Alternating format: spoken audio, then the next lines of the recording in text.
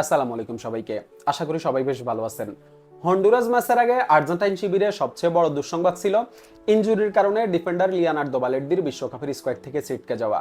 আর Honduras ম্যাচের পরে Argentine mastermind Scaloni আমাদেরকে আরো কিছু সতর্কবার্তা দিছে, সাথে সাথে আমি বলবো যে আরো কিছু দুঃসংবাদও দিছে।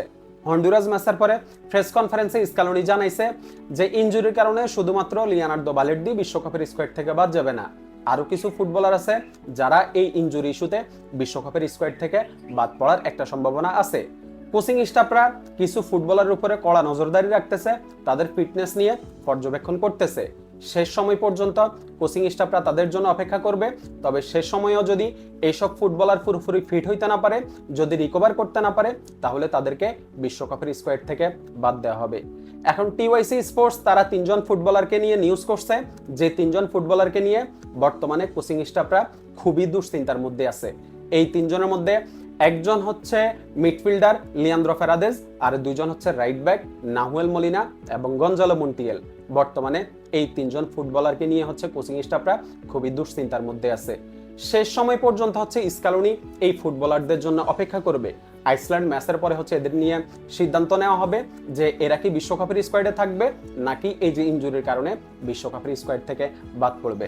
প্রেস কনফারেন্সে কিন্তু স্কালোনি আমাদেরকে কিছু স্বস্তির নিউজও দিছে, যেমন হুলিয়ান আলভারেজ এবং নিকো ফাজ, এই দুজন ফুটবলার কিন্তু বর্তমানে পুরোপুরি ফিট আছে। তারা এই যে হন্ডুরাস ম্যাচ খেলার জন্য অ্যাভেলেবল ছিল।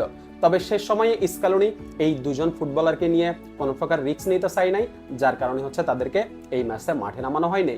তবে আইসল্যান্ড ম্যাচে কিন্তু তাদেরকে মাঠে নামানোর একটা সম্ভাবনা আছে। সো এই যে হুলিয়ান আলভারেজ এবং নিকো ফাজকে নিয়ে কিন্তু আমরা একটা সুসংবাদ পাইছি। আর এই যে বালের্দির রিফ্লেক্স ইস্যুতে স্কালোনি বলছে যে বালের্দির রিফ্লেক্স নিয়ে এখনো কোচিং স্টাফরা চূড়ান্ত সিদ্ধান্ত নেয় নাই।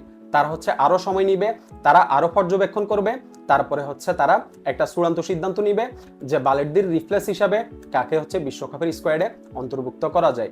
এখন এই যে ইনজুরির কারণে বালের্দি তো বিশ্বকাপের স্কোয়াড থেকে বাদ পড়ছে, চাই না যে আর কোনো আর্জেন্টাইন ফুটবলার যেন ইনজুরির কারণে বিশ্বকাপের স্কোয়াড থেকে বাদ পড়ে। এই যে লিয়ান্দ্রো ফারেদেজ, এরপরে হচ্ছে নাহুয়েল মলিনা, গঞ্জালো মন্টিয়েল, এদেরকে কিন্তু বিশ্বকাপের স্কোয়াডে লাগবেই।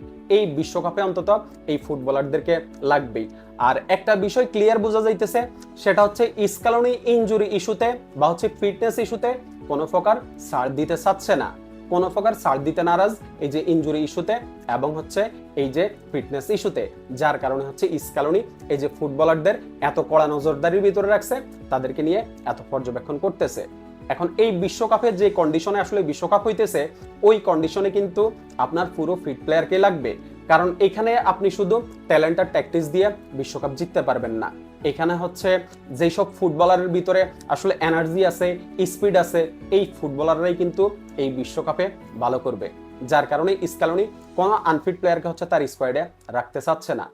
তাই তো শেষ সময় পর্যন্ত স্কালোনি হচ্ছে এই ফুটবলারদের আপনার হচ্ছে ফিটনেস নিয়ে হচ্ছে পর্যবেক্ষণ করবে। আর আর্জেন্টাইন ফ্যান হিসেবে আমি চাই যে কোনো ফুটবলার যেন আর ইনজুরির কারণে বিশ্বকাপের স্কোয়াড থেকে বাদ না পড়ে। শুভকামনা থাকলো আর্জেন্টিনার জন্য। ধন্যবাদ সবাইকে।